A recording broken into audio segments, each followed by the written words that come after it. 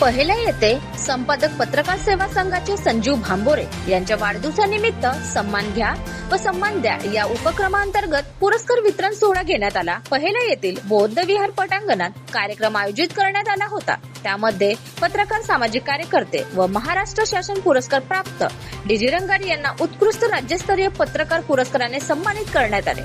पूजा रंगारी यांना Asian news चॅनलचे उत्कृष्ट अँकर म्हणून सन्मानित करण्यात आले।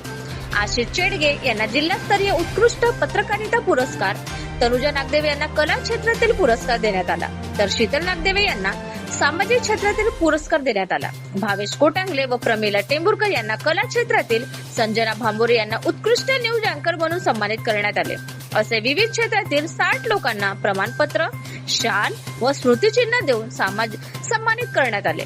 या प्रसंगी माजी खासदार खुशाल बोपचे, दैनिक माझ्या मराठवाड्याचे मुख्य संपादक दशरथ सुरडकर, फिल्म अभिनेता अश्विन कुमार वाघाले, फिल्म अभिनेत्री चैताली भस्मे, माजी समाज कल्याण सभापती Chandrashekhar Tembhurne, blue star TV news चॅनलचे संपादक पत्रकार संजीव भांबोरे व इतर मान्यवरांच्या उपस्थितीत करण्यात आले।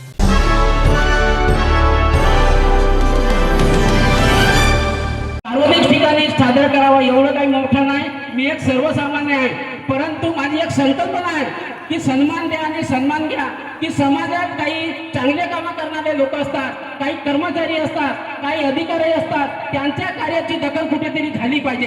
कारण शासन स्तरावर जे चांगले कामं करतात त्यांची शासन दखल घेत नाही, परंतु ते वाढ मार्गांना खिशात टेबलाच्या घालून पैसे देतात त्यांचा सत्कार शासन स्तरावर घेतले जाते, परंतु खऱ्या कार्यकर्त्याची दखल घेतली जात नाही। म्हणून आम्ही या सन्मान घ्या आणि सन्मान घ्या असा एक आमचा सामाजिक उपक्रम आहे। लोकांना वाटत असेल की हा संजीव भांबोरेचा व्यक्ती कार्यक्रम आहे, माझा व्यक्ती कार्यक्रम नाही, माझा काही याच्यात हेतू नाही, परंतु आपल्या समाजातील काही कवी आहेत, लेखक आहेत, पत्रकार आहेत, समाजातील चांगले अधिकारी आहेत, कर्मचारी आहेत, त्यांना कुठेतरी सन्मान मिळाला पाहिजे, मान मिळाला पाहिजे, माणुसकी जपलं पाहिजे, त्यांचं आमचं नातं त्यांच्याशी आलं पाहिजे, कुठेतरी आपली माणुसकी टिकवलं पाहिजे। या उद्युक्त हेतूने आजचा कार्यक्रम आहे। नाहीतर वाटेल हा सामान आपल्याला वाटत असेल की वाढदिवसानिमित्त आपल्या विविध क्षेत्रातील कुठेतरी आपल्या चांगल्या लोकांना चांगली चालना मिळावी, त्यांना कलागुणांना वाव मिळावा आणि भविष्यात त्यांच्या प्रगतीत उत्तराधिक प्रगती हो या उदात्त हेतूने ठेवून आजचा कार्यक्रम आयोजित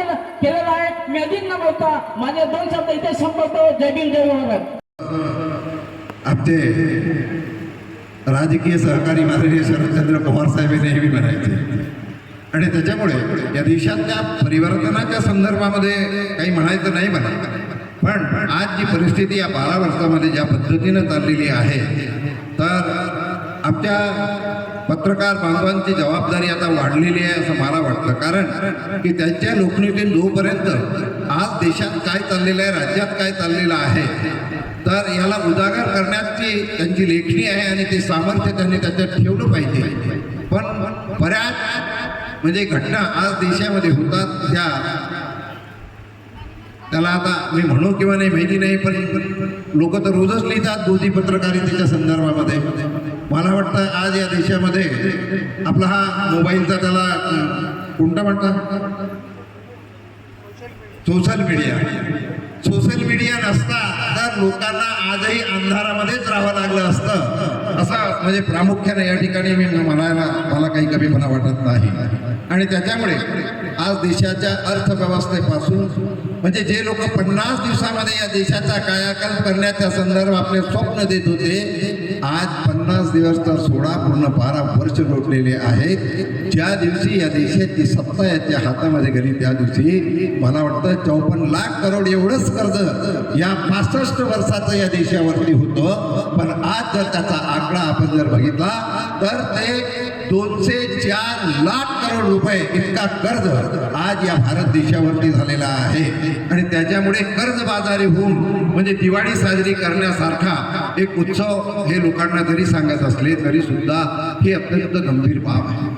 जी लोकशाही बाबासाहेबांनी अतोनात कष्ट मेहनत करून आपल्याला बहाल केली आणि ते लोकशाही चालवण्याच्यासाठी जो संविधान आपल्याला त्यांनी दिला, आज त्याच संविधानाला संपवण्याच्या अप्रत्यक्ष रूपानं कार्यवाही आज या देशामध्ये होते। त्याचे अनेक उदाहरणं हे आपल्याला देता येऊ शकतं। आणि म्हणून मी तर माझ्या ओबीसी बांधवांना नेहमी सांगतो की बाबासाहेबांच्या संदर्भामध्ये झालेला गैरसमज जोपर्यंत ओबीसी आपल्या मनातून काढणार नाही, कारण बाबासाहेब हे फक्त एका महार समाजाचेच नेतृत्व नव्हते.